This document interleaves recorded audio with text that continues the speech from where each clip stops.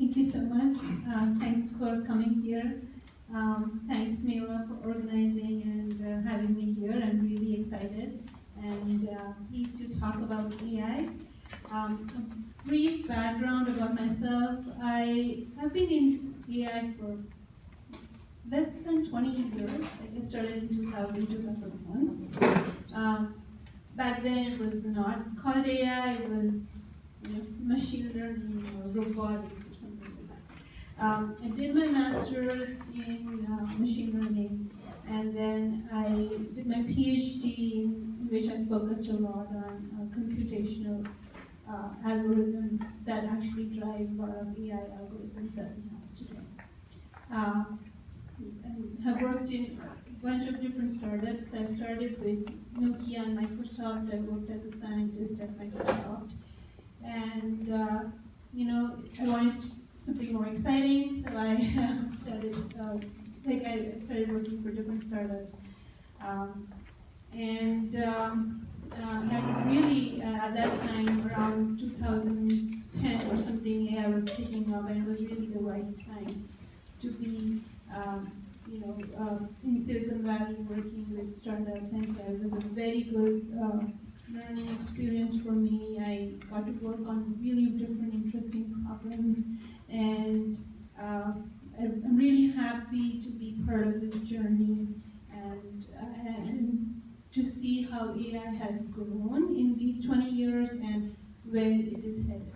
So really excited to be here and talk about AI.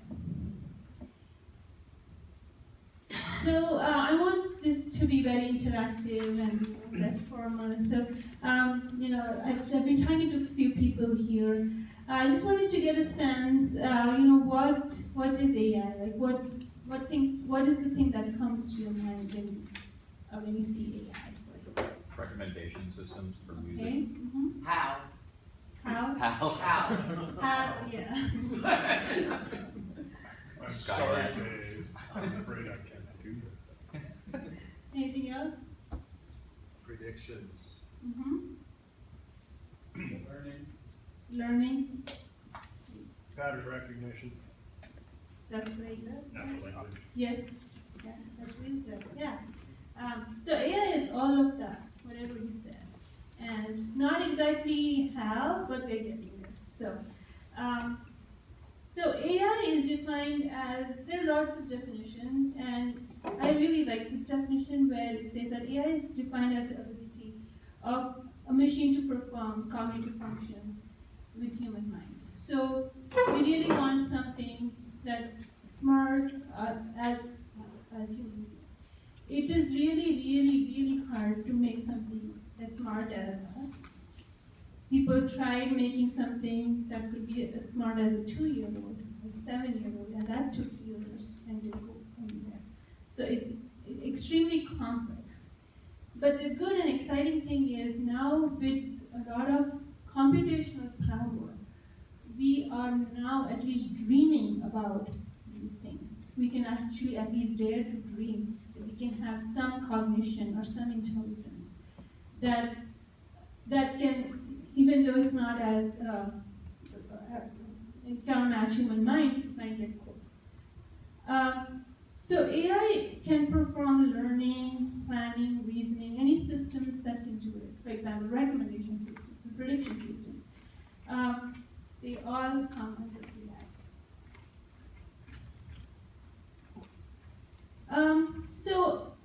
AI, there's a lot of confusion sometimes, like what's deep learning, what's machine learning, and I just wanted to clarify a little bit.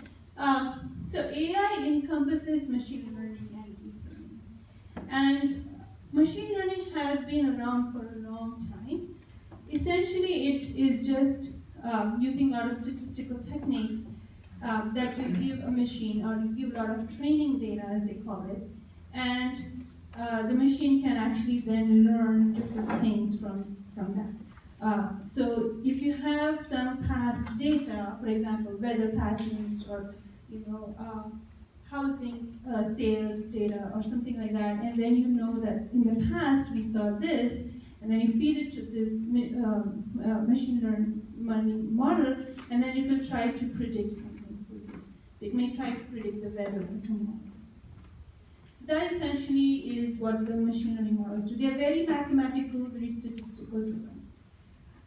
Deep learning is also actually a part of machine learning, and what it actually does is that it relies on neural networks. So neural networks are actually inspired from a human brain. So how we have neurons and we have signals flowing through them, and they also have different levels or layers. So the idea of neural networks is to actually activate different neurons or cells, just like how we do as humans. When we see something, when we smell something, there's different parts of our brain activate, and there's different signals going on. So neural networks is kind of inspired from that. And with deep learning, they add a lot of computational power. Now they are able to really process that information and add additional layers of complexity to make it do really, really amazing tasks. So,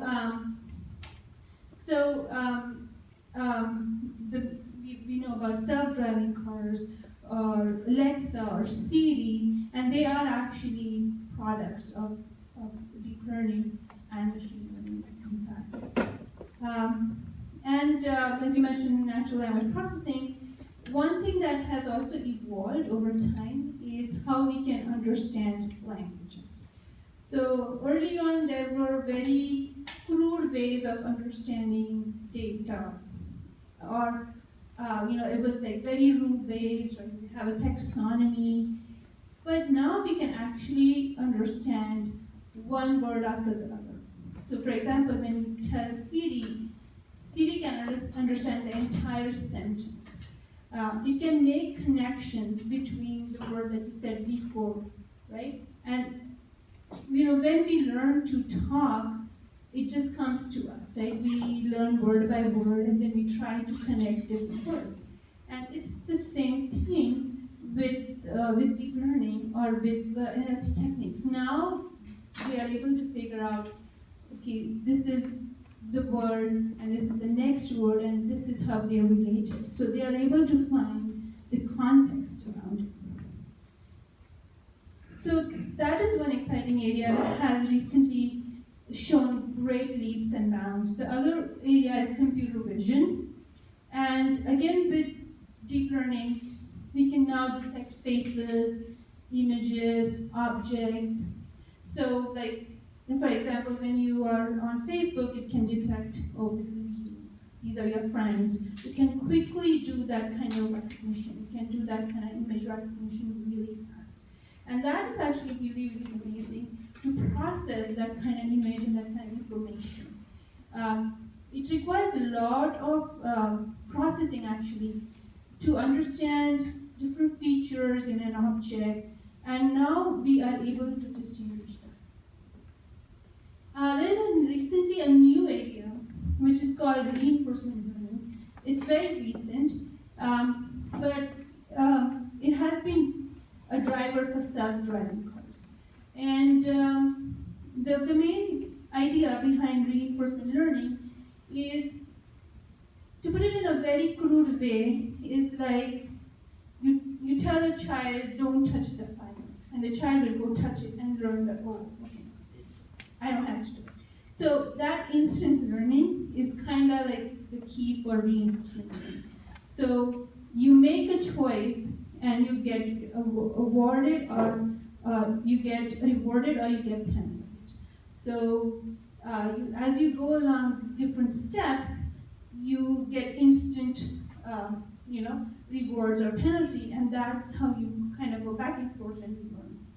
So in terms of self-driving car, it kind of does that. So it sees a roadblock, and it will go, if it goes straight, it hits it, so it knows that, okay, I don't have to do that. So it will retrace and go back and then try to figure out the route. So that's kind of the idea that now is driving self-driving cars. So don't get Elon in the news by crashing into a gore point. Yeah.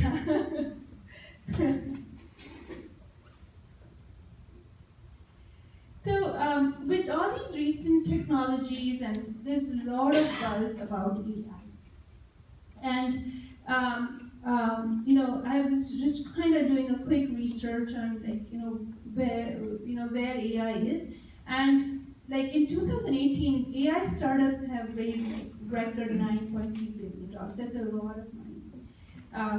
So there is a lot of investment going on in technologies and AI, general AI awareness. And also on the research side, there's a lot of companies like Microsoft, Google, Facebook, Yahoo, pumping in a lot of research money to come up with these things. And it is kind of working, like how we have Siri and self-driving cars. So we do see some tangible products out of these investments. So AI is also coming into our businesses. And we have seen, like this year, a lot of companies are starting to invest a lot of money in AI, in automation or different processes. And they are actually expected to increase their targets for next year. A lot of executives and companies believe now in AI, and they want to invest in AI. So that's a good thing.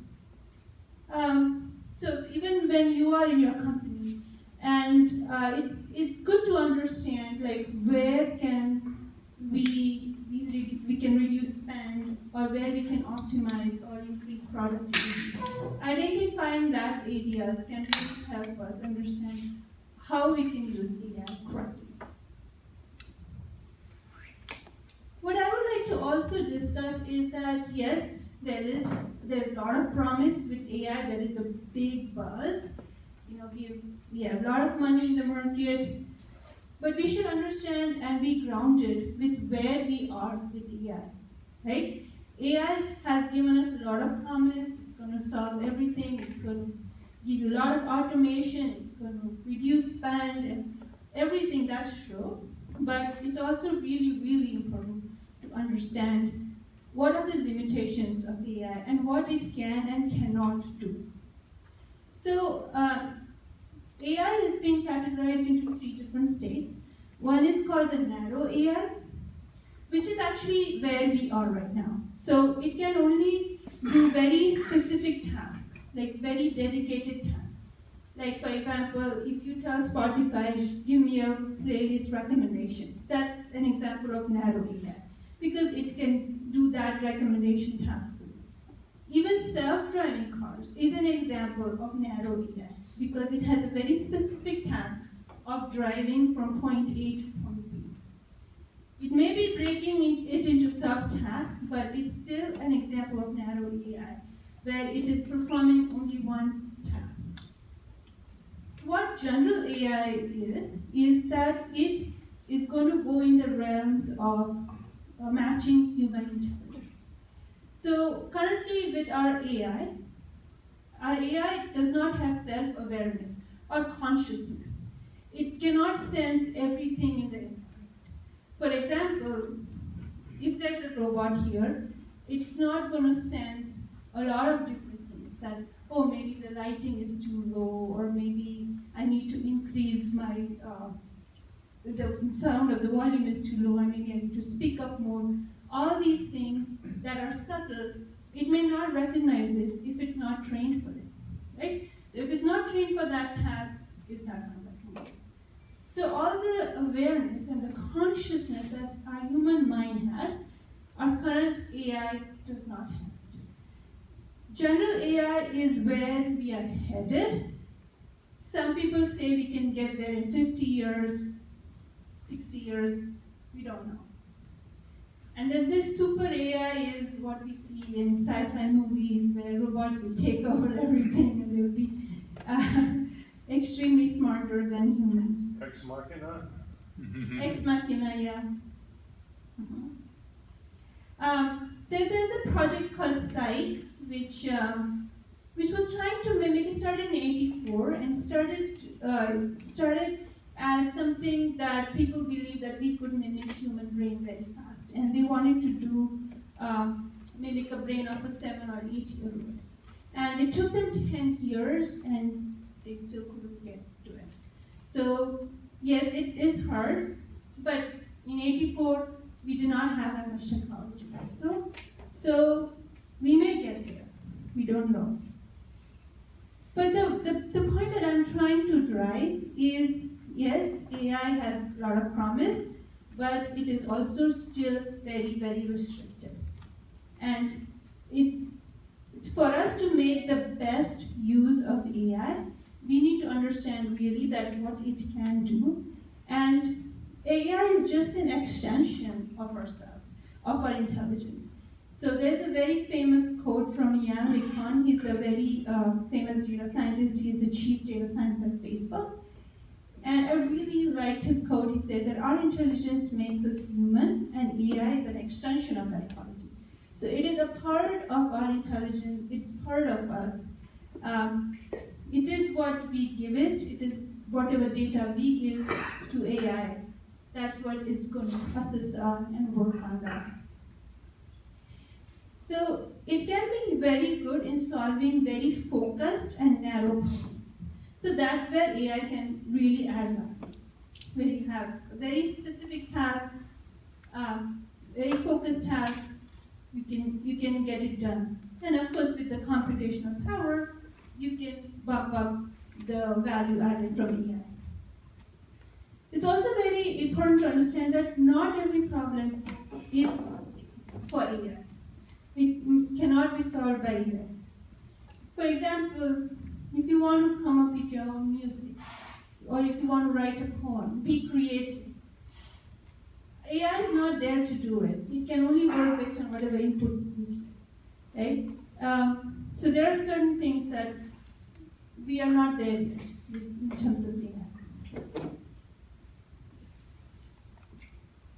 So I want to focus a little bit on how AI can be used in our businesses or in our companies, or as product managers, how you can start thinking of using AI in the product that you guys are working on, and how you can bring some kind of maybe automation or some kind of how you can use some of the analytics that AI gives to make good business decisions. So there are 4 areas where AI can really hit the mark. I'm going to talk about 2 areas in this presentation, but the number 1 area is in automation, business process automation, and the second is business analytics. And these are the 2 areas where we are really seeing a lot of solutions coming from AI companies. Third is CRM. Actually, CRM is also a very big area with different parts in them. And then the 4th is hiring and recruiting. Even the Twitter feed that you mentioned can also be AI solution can fix that. For example, the AI can mine a lot of Twitter data for you and do a sentiment analysis. So it can mine that much data and can do a sentiment analysis so that if you're interested in somebody's point of views or opinions, you can get recommendations based on that. Again, that's a very specific task. It's perfect for AI. So let's talk about automation. What processes do you think can be automated? Like when you see in your company or businesses, like what things come to your mind that can be really automated? Accounting, Anything else? manufacturing, Document discovery. Document discovery. Insurance. Everything except product management. That's true. Yeah, managing is. I don't think AI can do that, especially people management. Insurance. Yeah, that's a good one. There's a lot of claims and filling forms and frauds and yeah. Okay, that's really good. Like there's an estimated McKinsey report says that about 30% of the activities can be automated. That's actually quite a lot for a company. So there is this term that is coined, it's called robotic process automation, or RPA. And what they essentially do is they have these, they call it robots, and I was also starting to imagine small robots in the companies. But they are actually software programs that can do a lot of different tasks, which are very labor intensive, very repetitive. They're perfect for automation. For example, data entry. You have a lot of forms, people fill out a lot of forms, and even though a lot of forms are online, people still end up doing a lot of manual data entry.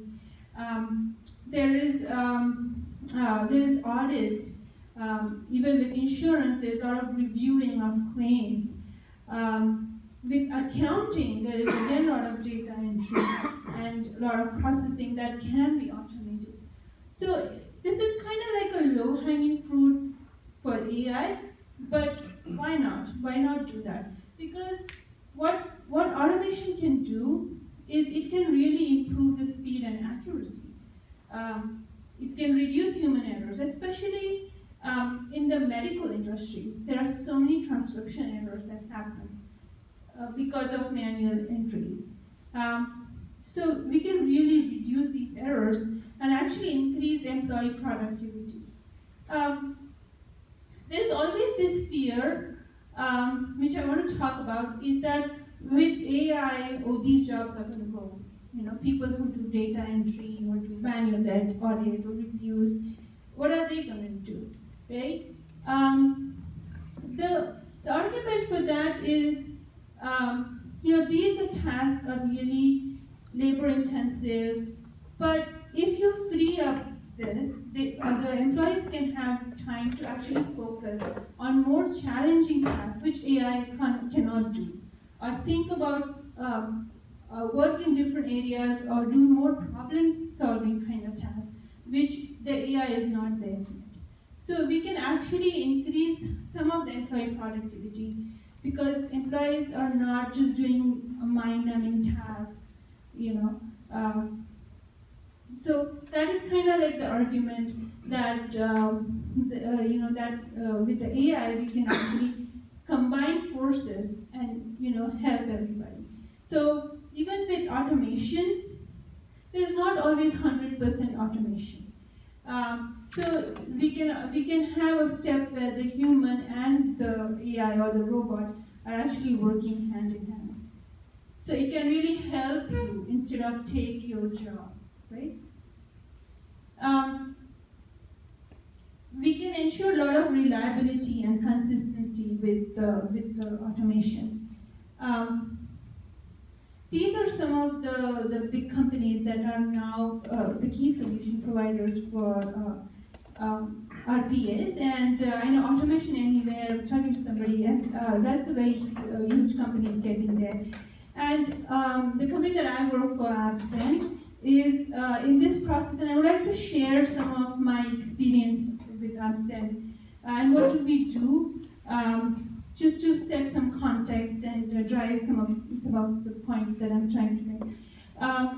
So at Absent, what we do is we automate audit reports, contracts, and invoices. A lot of companies, when people travel or employees travel, they submit expense reports. So they have, if you're staying at a hotel, you're submitting the receipt, or if you're eating a meal outside, you're submitting a receipt, and you want to get reimbursed.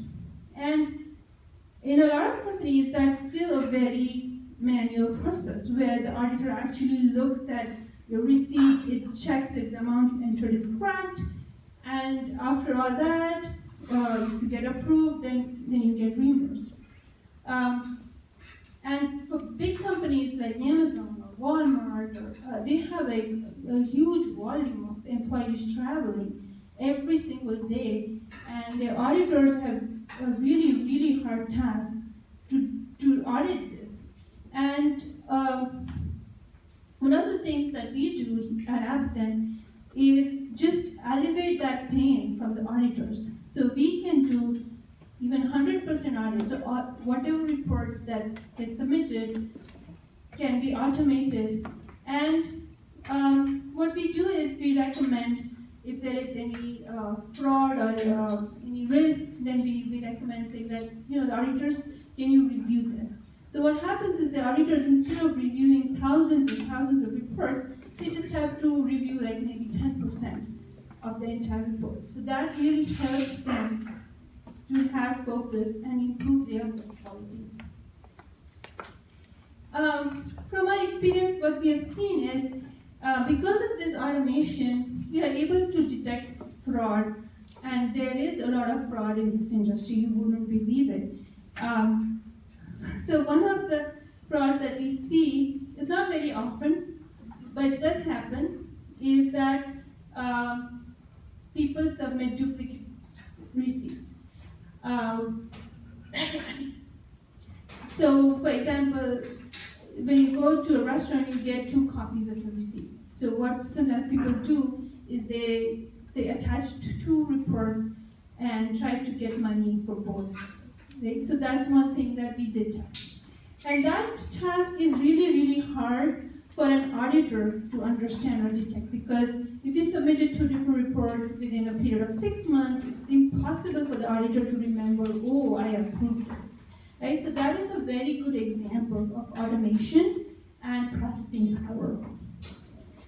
One other fraud that we also see is sometimes people would go to shady merchants and expense it for meal.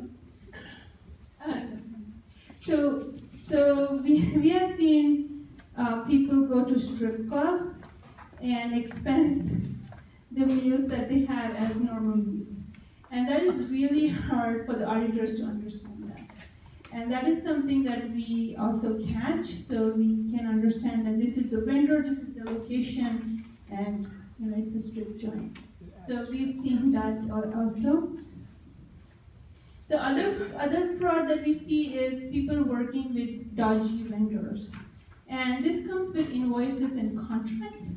So this is an example that we actually saw with the famous banking company that we were working with, and they were actually dealing with a company that was found by some of the Russian oligarchs, and they got into trouble with the Mueller report.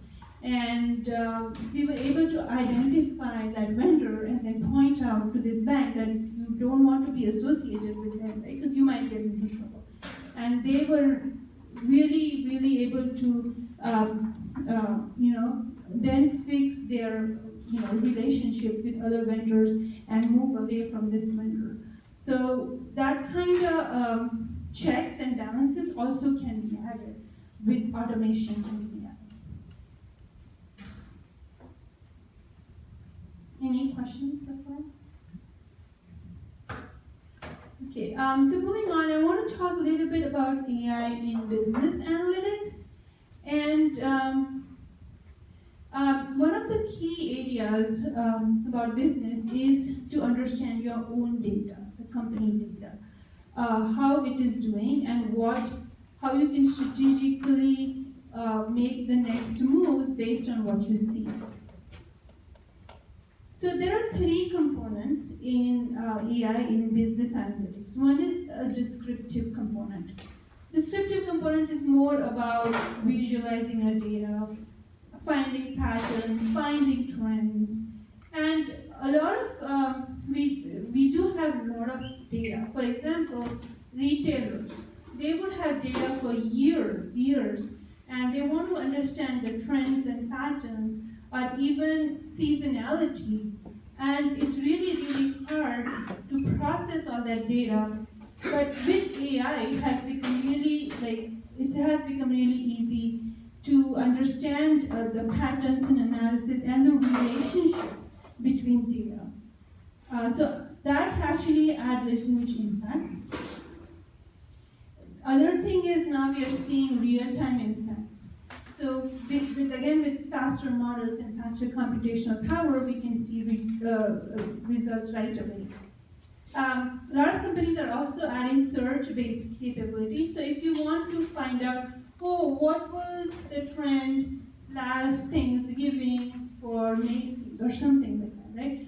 So you can actually do a lot of search-based querying and analysis to just pull data and then to make decisions on where we should be heading. So that is descriptive analysis.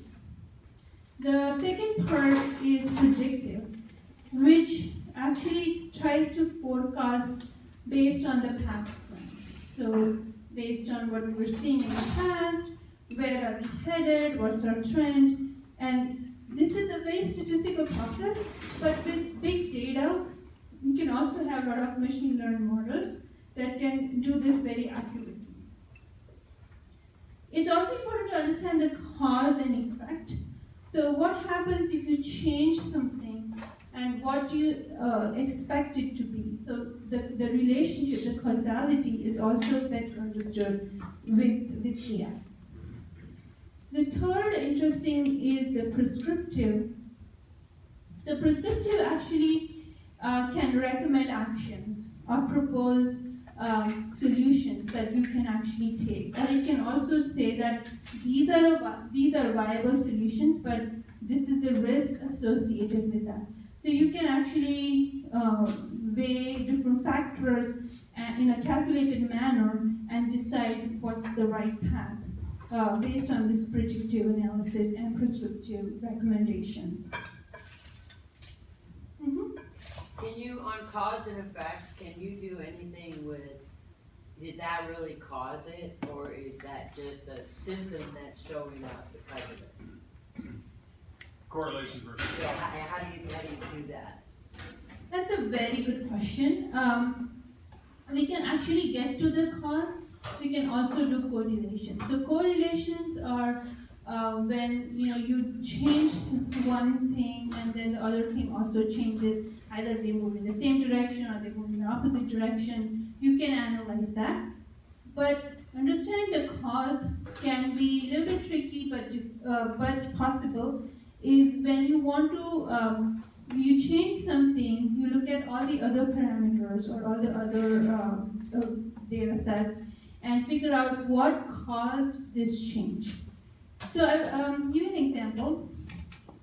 So I used to work for this company called Outlier, and they did AI in BI, and this is some of the models that we worked on. So one of the examples that I saw was that there was this company, they were doing some marketing campaign, and they changed something in their marketing campaign, maybe the messaging or something, and suddenly they started seeing a peak in their spike, in their clicks. So one of the trends that we detected was, yes, there's a spike.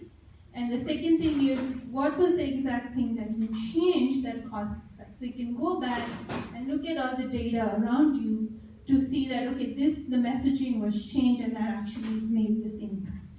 So it's a cause and effect, and it's the relationship. In this case, it was kind of like a direct relationship, but sometimes we saw that there was like a chain of events. So it may not be as direct, but it's still good to know and trace it back to understand that this is the chain of events that can cause this. We can actually go back different steps, trace your steps back, and then understand that okay, this perturbation can cause.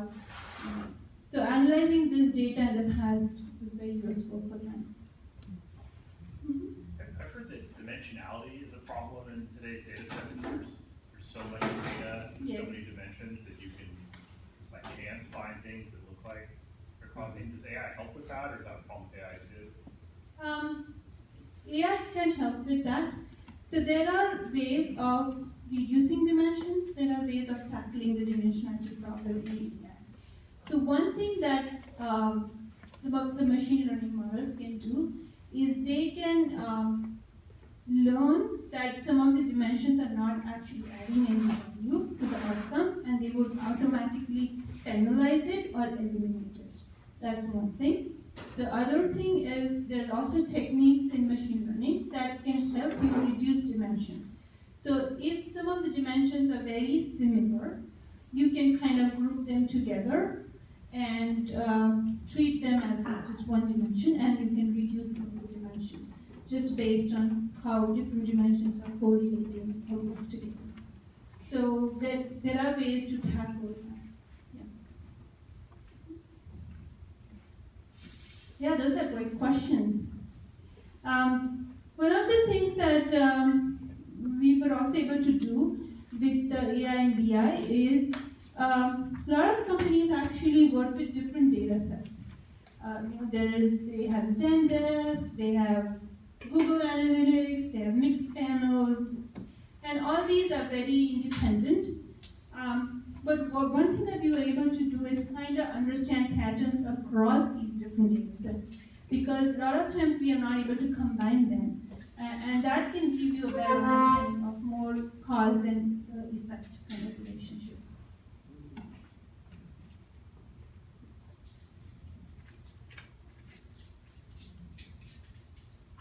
So I want to talk about the challenges for AI and for people who want to join AI or companies that want to adopt AI. So I just want to open up the floor and get some of the feedback from you. Like, what do you think is major thing that's holding you back, or want to get into AI, but there's something that you feel want to do. Want to get a sense of that, and hopefully I can probably address some of those problems. I think one of the pieces that a lot of organizations do not know where they can apply the AI capabilities, right? It's like business process automation. Unless an external vendor comes and says, hey, we can solve this particular problem. For example, receive expense reimbursement, right? A company by themselves, they don't have the expertise or can identify sections where AI can solve the problem. That's one of the big things. That's lack of knowledge of where the applications are. Yeah, I think that's very well said. And we see that too. A lot of big companies don't know that they have this problem, actually, to begin with, especially with audit. There has been fraud. Companies don't realize it. But I think it's a good exercise to do a retrospect, to understand what your company is, where it is burning money. If there is a problem, then we can find a tool for it. I always believe that it should not be the other way around. You should identify the problem and then find the correct solution, rather than trying to force some AI technology into something. Then it may not be a good fit. In case of the expenses, I do agree that a lot of companies are not aware that they have a problem. And so then it becomes a very good dialogue for us to interact with the consumer, saying that this is what we see is your savings, and then they start believing what the tool can do. I'm curious about sort of prerequisites for organizations that are looking to even consider where they could apply AI to their products or their problems. I mean, what are the hurdles you see to even pave a path for them to explore the applications of AI? Where might I use this? Well, not even just where might I, like, if I were, well, I mean, I guess that's the question you're asking afterwards, is like, do I even have an opportunity to use it? How would I even make the decision in the first place? Is there something I need up front before I can even make that decision? So we do see that a lot of companies don't have the right mindset to change, actually. We see a lot of actually very big companies, surprisingly, they have a very big inertia. They don't want to change things, they don't want to change their processes, or they're very comfortable doing what they've been doing for years, and then suddenly you have something and just throws them off their game. I think that fear that's preventing them from actually adapting themselves. The other challenges I do feel are there is certain technology that you need to have in place to actually start using AI. For example, there is no AI without data. That's for given. So if you don't have data, you're not going to have any advantage of AI.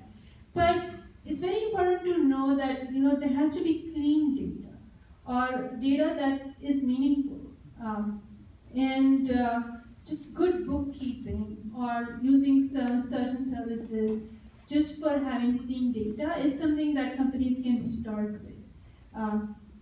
We always say that your models are as good as your data. The models will learn eventually as you give them more data, and they will get better. But that's the starting point. That's one thing. The second thing is also we see that sometimes there is lack of technical expertise within a company where they don't understand, the data engineering, or they don't understand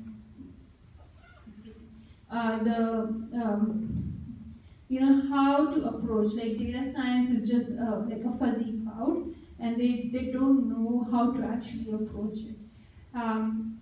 But by recruiting, by getting more expertise, can also help a company prepare to accept these solutions. You had a question? The thing I see holding business units back from adopting AI is data security, because the most interesting data to analyze is usually considered very sensitive, like historical sales, budgets, forecasts, manufacturing data. Customer data? Yeah, customer data. Even though there's all these tools available, a lot of them in the cloud, I think companies are very reticent to take their most sensitive data And push it in the cloud. yeah, throw it up to the cloud and see what happens. That's a very, very valid point, and there are solutions around it.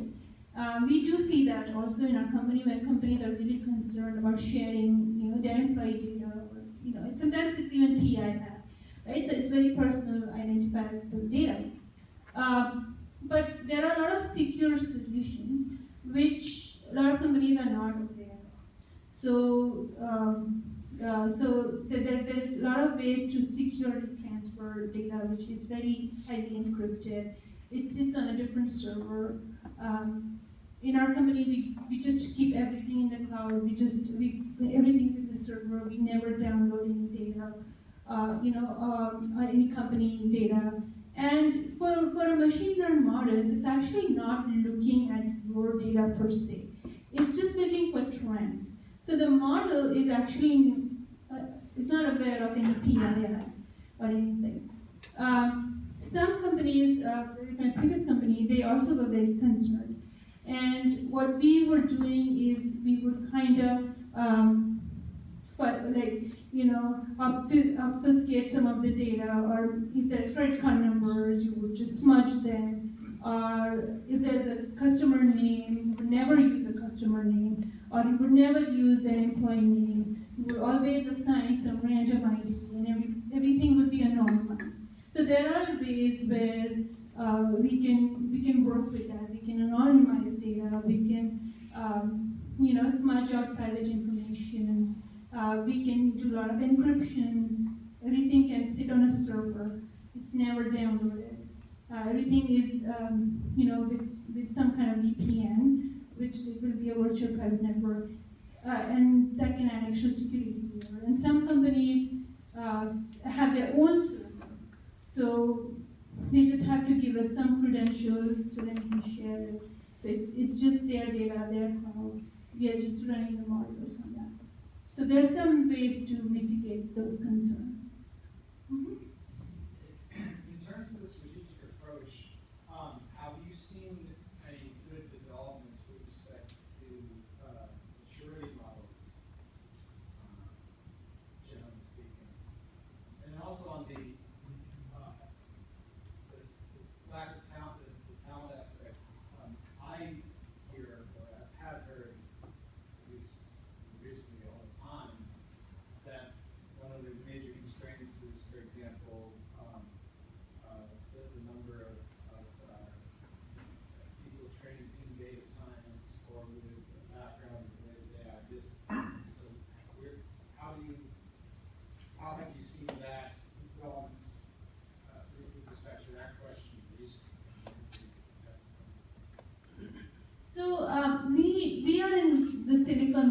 and so we don't see this problem so much where there's a lot of talent, where there's a lot of data science talent around us, and but what we are seeing is this trend is shifting. There are companies, especially newer companies that we see, are more aware and they have more data science people on their team and they want to analyze data.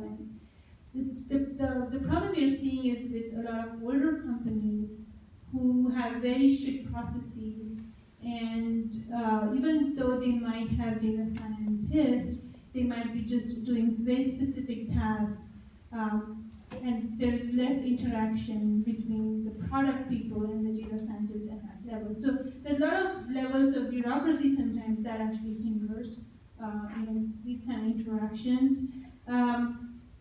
But I must say that data scientist is the #1 job right now. People are looking for a lot of data scientists, so the paradigm is kind of shifting. But I would still feel that there is some missing thing where you don't know which kind of data scientist to also recruit. There's data engineers and there's just a bunch of us around here. So it also depends, what kind of function you want and what's the right fit for the job. What was the question about the maturity model? Yeah, so typically, when new technologies arise, or when the paradigm shift occurs, consultancies like McKinsey or industry analysts like Gartner and Forrester thrive on analyzing the adoption curve and making recommendations as to what a particular strategic roadmap would look like. Probably not across the board, but perhaps for companies within a particular industry to adopt best practices in AI and what they ought to tackle first in terms of feasibility and priority. Do you see that there is more of that knowledge and literature and publications on that topic? Are you thinking like almost maybe like height? Are you thinking like almost like curves for, hey, the following applications or AI are like on the increase but still early? Oh, it's overhyped, or no, we're now getting Not towards. necessarily just the hype cycle, but also like just a general understanding of what the adoption curve would be, a roadmap, start here, step 1, step 2, step 3. These applications of AI might be appropriate for you. These applications That's right. are probably not. I would imagine it would be, somewhat industry specific and maybe also specific to whether it's small, medium, or large business. I've observed a couple of things, so I'll share some of my thoughts on that. So one thing is that there are two kinds of company. So one is they really see the hype of AI and they want to get on the bandwagon and they want to invest in AI. So they start investing in AI, but they don't really know why or where, right? So they want to invest, that's the hype, there's budget and everything is there, but sometimes they don't know actually how to use it. What to do with it. What to do with it, exactly. And that, I've seen that with analytics a lot. So, there's always this pitch that, you will have AI, you'll have analytics, you can make informed decisions. I made that pitch right now. But what I have seen is companies really actually struggle to connect the dots or actually do the whole cycle. So they see the analytics, they see the charts, they see these patterns, but sometimes it's really hard for them to actually make those connections. what AI companies should be doing is actually closing the loop for them. They should be telling them that, this is what we see, this is what you should do. And so once that, it becomes more tangible. So that is the gap that I see right now. That's one thing. The second type of companies that we see are late adopters, or maybe they don't understand that they have different problems. So they don't have the budgets, or they don't want to change. And even if they want to change, they are too slow to move. So some companies are fast to move, but they don't move effectively. Some companies are very slow to move, and then they just stay where they are. So it's very difficult for a company actually to really understand what the problems are and how we can solve them. So I feel it's a two-way dialogue between the AI companies and the businesses to be open for. We should have that dialogue between the two, so that we can find a very good fit. So just to Sorry. elaborate on that, one of the challenges is to know which problems are suitable for being solved by AI, and which problems can be solved by your standard statistical analysis, right? Yeah, so I guess that is the awareness that we need to have. And one of my goals of this presentation was that, to have that awareness that yes, we know there's AI, but what it can do for me, that's the most important problem, right? What it can do for my business, that's the most important. So it is good to be aware of what AI has in store, but at the same time, you need to understand that maybe I don't have an audit problem, maybe I need something else, right? And I don't have to force a solution, So I think it's very important for companies to understand what technologies are out there and what tools are out there, so they can make an informed decision that, I think this works for me. Yeah, so I'd like to frame these last couple of questions a little differently. I think of AI as being a component of a solution. So just as I wouldn't buy a microchip or even a CPU or a graphics processor, I'd buy like a phone. Yeah. As you've explained, a good modern CRM or business analytics tool or business process automation tool, it's going to have AI in it. And right now, if I went to buy a phone, you could judge the CPU on any number of different metrics, but AI is much more of a black box, and I'd like to be able to tell if the AI implementation underlying a particular solution is well done or not. Oh, okay. So I see two things in your question. So one is, I agree that AI is a component. It is not, maybe it may not be a complete solution to your problem. It's just one component of your solution. It's one step that you want to get to. So for example, if your objective is to reduce spend, this is one of the ways you can do it, but it's not the way to do it, right? So as I said before, remember, AI gives you these building blocks to start, so that you can start making progress towards your solution. That's one thing. The second thing is, yes, a lot of times when AI companies propose solutions, AI is a black box. And it is okay to have that abstraction. It is okay to have that black box. Because, unlike your phone, which has, very specific discrete components, AI does not have that. It may not actually have that. It can behave differently with different data. It can behave differently for one company, it can behave differently for your from the other company.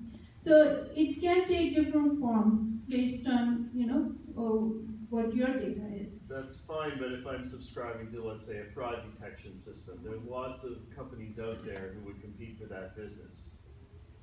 So there are checks and balances for AI.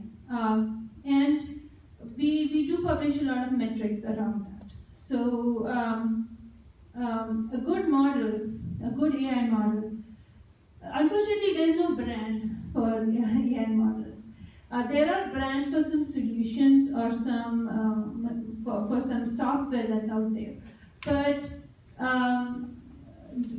but internally there is a lot of when we develop different models, we do a lot of measurements and metrics for precision and how accurate these models are.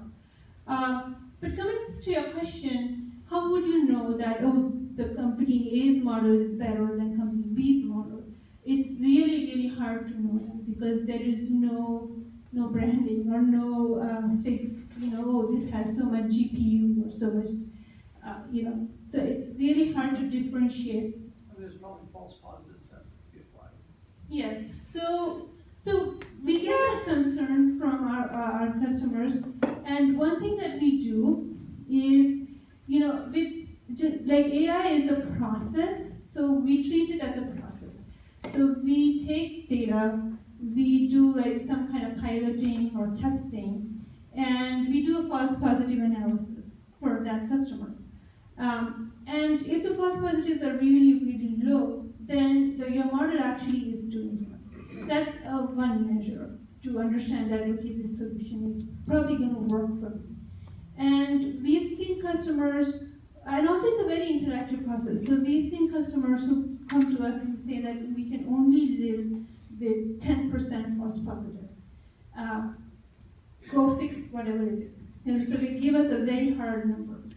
And we work with that. So we, sometimes we see challenges in the data, and then we get back to them and say that, the data is not good enough, our models are not going to be well. So they fix it. If they fix it, we see improvements. So we see all that. Especially when we're working with images. If the image quality is really bad, like, if it's all smudged, or there's no way that even a human is going to read it. Right? So these are some of the things, obvious things that, if we can fix, then we can improve on it. So just an example. But yeah, so it's a process. We try to work with the customers so that, they understand that, yes, I'm getting the right value out of this. So in your experience, have business units or companies have tried to basically let's say correlate accuracy, say false positives or any metrics associated with accuracy with ROI? So at this level of accuracy, the ROI is not there for me. You have to deliver this level of accuracy before I can justify the project. Yes, we do that. We do correlate. So we directly measure, say, the savings. In our case, if there is, savings because of fraud and everything, we directly measure the savings with the false positive rates or something like that. Yeah, we do provide that the ROI numbers. What about false negatives? Because anytime you drive down the false positive, you get more false negatives. So, are you also looking at those? It's very tricky. False negatives are sometimes they hide because it's something that we have not seen. So just for everybody, false negative is something that you did not find, and so it just got under the rug, right? So You should have found it, but you didn't. yeah. And interestingly, we did have one customer who was very keen on false negatives. They were really, really keen on false negatives. So what we did was we have like an army of data analysts. They just went over every single line and looking for false negatives. So at that time, I couldn't help them. We had to do this manual process because false negatives are so hard to find, right? And then we found less than 1%, so they were happy with that. But that's a very good measure to measure the models. A lot of times people are hung up on false positives because that's more alarming. So we were also focused on false positives in reducing them in our data science team and when we were building the agent. But with this exercise we were also able to. Yeah. So the usual solution, since you can't get rid of one without driving up the other, the usual solution is to do one test first that has a high rate of false positives, oh, we better take a closer look at these, and then you do a secondary test that has a really low rate of false positives to confirm it. So, a better solution actually is to actually do the precision recall. And so the precision recall is, so if you improve the precision, there's a chance you can hit the recall. That's like, there's always a tension between these two numbers. And what we try to do with our models is actually really try to attain a very good balance between them. So if you have 90% precision, 10% recall, that's crap. That's not acceptable. So we would rather have 80% precision and 80% recall. And that's where we try to drive our models. Yes.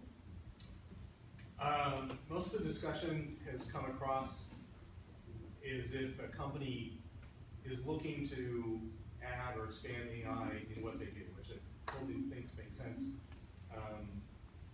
There are some organizations out there saying what they are doing is, if you will, an AI platform. Is if you could go take this and I don't know how much help services they provide with it, but you're going to jumpstart or not build as much. Do you have opinions on that? Is that going to be the way of the market? Is that going to get people started much faster, or is that going to die out? So there is a lot of initiative in that area because it makes it easy to really adopt these technologies and make it custom configurable for you. What I would recommend is you have to be really careful with some of these companies. So even our company, we have this vision where we will, and I think a lot of companies do have this vision, that eventually AI will be like a platform.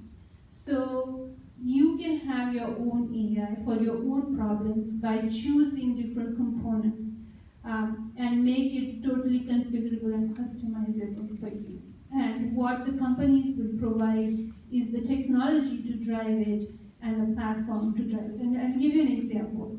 So currently in our company, we do a lot of image processing. We do OCR, a lot of computer vision. We also do a lot of NLP. And it has taken us quite a while to actually mature or get good results and get good models for some of these technologies. And say we have attained good levels of accuracy and precision. And now there is another company, they want to identify objects within an image so that, if it's a self-driving car, they can just understand, what the road, there's a tree or something like that. Or if it's a gaming company, they want to identify objects within a game and then, give points or something. So there are different applications. So that's their need. What they can do is take our solution for object detection, take our solution for recognition, image recognition, and just build their application on top of it, so then they get benefit out of that. So now we are trying to see that kind of initiative from different companies. There are a lot of open source technologies also, but open source always has their, they're not always maintained, or there's bugs and everything. So with this kind of enterprise solutions, AI can be more configurable and at your fingertips. So that is the advantage of that. I don't think a lot of companies are there yet, because some of these technologies are still maturing, and but I think that's certainly the vision, especially for the RPAs, the robotic process automation companies. That's what they are selling. They're selling that we will give you chatbots, we will give you these softwares that will just run and do the automations, and then you can pick and choose which robots you want. And you can pick and choose how many you want. You can scale it up or scale it down based on your need. So, one thing that I have trouble understanding is, where is it that people started talking from machine learning to AI? It seems like it's all machine learning, where you give data, humans label the data, use the right algorithm, whether it's a vision or whatever the problem you're trying to solve, and you have the solution, so that's machine learning. And why are people now talking about AI? Why did AI, or is it just a buzzword? And how much of a human labor is involved? It's still pretty, in labeling, it's pretty human intensive, isn't it?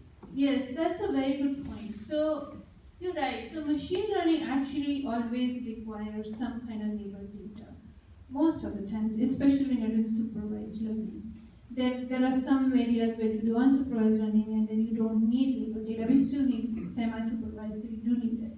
There is a lot of manual work required even for AI or machine learning. So you do have to have labeled data. So AI is just maybe you can say a phrase that encompasses different things. So one is machine learning, one is maybe statistical analysis. Deep learning is one of them. So deep learning actually is part of machine learning, but with deep learning, deep learning can actually also work based on data it has not seen. So machine learning mostly works with data that it has seen. So if you give data A, and if you throw something random to a machine learning model, it's not going to do well. With deep learning, what we are seeing is that it can actually handle unknown cases also quite well. So all this now is getting clubbed together to form the word AI. So because now we have, and also AI is a combination of different things that form cognition. You have vision, you have language processing, you have machine learning predictive power, you have classification power. All that now is under the umbrella of AI.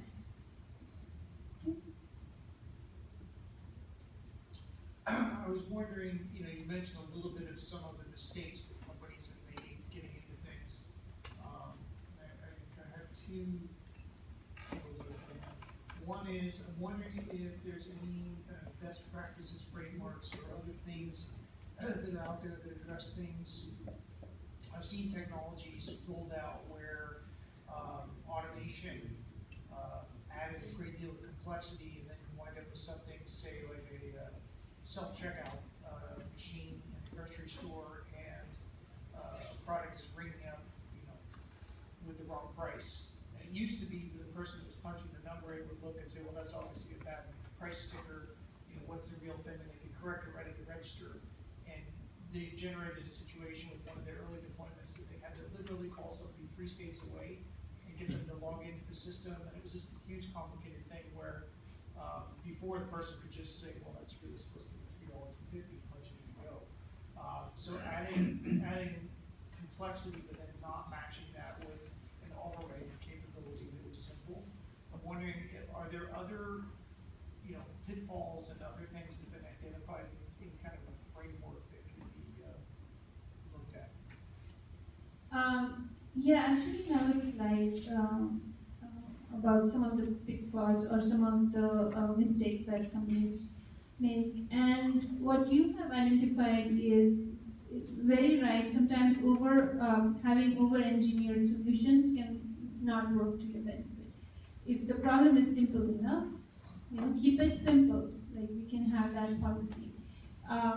Over-engineering or forcing AI may not actually work in your case. What is important to understand with AI, and this is what we see with a lot of companies, is that they have a very unrealistic expectations out of AI. And they feel that, I just put this in and I'm just going to get, I don't have to worry about it. I don't have to monitor it. That's actually not true. That's one of the expectations that we try to talk and say that, AI is, it's very interactive at times. It senses, what you're doing. And, we try to just learn from it. So it can start with something that you are not looking for, but can grow into something that can be meaningful to you.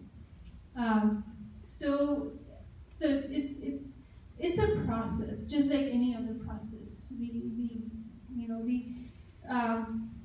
We have to work it out, and it's a give and take process. So it's not like I plug this in and I'm done. So that's one of the mindset that I feel that people don't have or realize that they need to have with AI. And the second, speaking of like misunderstanding, we've got companies that are trying to understand AI. I've been hearing a lot of conversations in Washington D.C. and other government centers where they're starting to get concerned about, should they be regulating something, because this is what regulators think about it, and that indicates. I'm wondering, is there anything being done to kind of head off misguided perceptions of things and the effects of regulation on the industry, especially looking at things like China doing facial recognition, and they have full access to all the data for millions and millions of people, and developing quite rapidly in that space, whereas if you try to do the same project in Europe, you could be dead in the water because you couldn't process that much private info. Yeah, so there is less regulation definitely for sure in the US. There is some compliance required if you want to be a global company, GDPR and stuff like that. But I would say that it is not very heavily regulated. So it's not Facebook, right? And we did see some negative effects of that.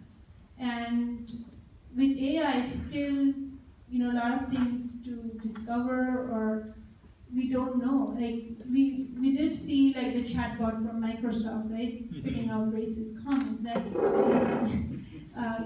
that was not the intention of the creators. It was an unintended side effect. So there can be a lot of these which we don't know of, and so that is why starting small is a better idea with AI. You start with a small problem, see where it takes you, and then you start adding up. The initial vision of the chatbot was, you can ask any question and it can answer anything. So it started out with a very generic aim, but they did try to reduce it. And now they actually use a lot of chatbots only within a specific domain. So for customer service. So if you have very specific questions, that's where they have restricted it. So yes, we don't know what will get unleashed out of this thing and how the cognition will take its form. So we don't know that. Nobody does. It's Gall's law, right? Any complex system has to be built out of simple systems that work. Trying to go the other way doesn't work. Yeah. Generally. In terms of building one's foundational knowledge in AI, do you have recommendations in terms of certificate programs, courses, anything like that one could pursue to do that? Yes, so there are a lot of courses. Actually, Coursera I would definitely recommend. It's affordable, and it has Andrew is very good. He's a very good professor and highly respected in the field of AI. There are also courses in Udacity, which is fairly expensive. It's like 4 times Coursera. But what Coursera does, it has very different levels, so you can get started with very basic. It has a Python course, so very basic things that can eventually lead you to understanding AI.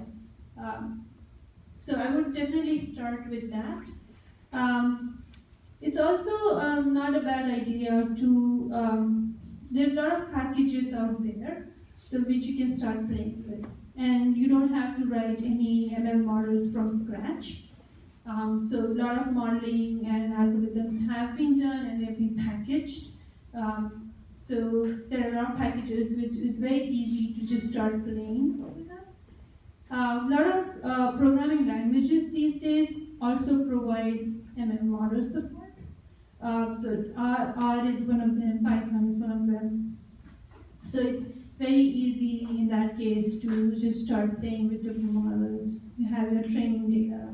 It's almost like plug and play at this point.